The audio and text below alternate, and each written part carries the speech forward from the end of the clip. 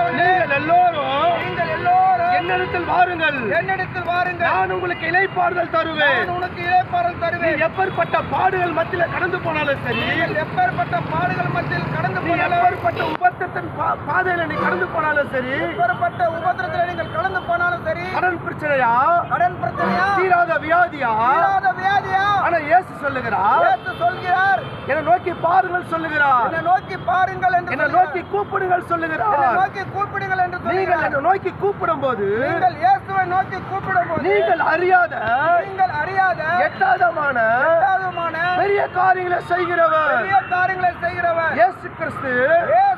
இயற்கைக்கு அப்பாற்பட்டவர், இயற்கைக்கு அப்பாற்பட்டவர்.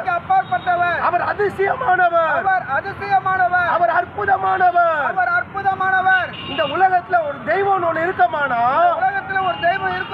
நாம் செய்யற பாவங்களை கண்டிக்க வேண்டும், நாம் செய்யற தவறுகளை உணர்த்த வேண்டும்.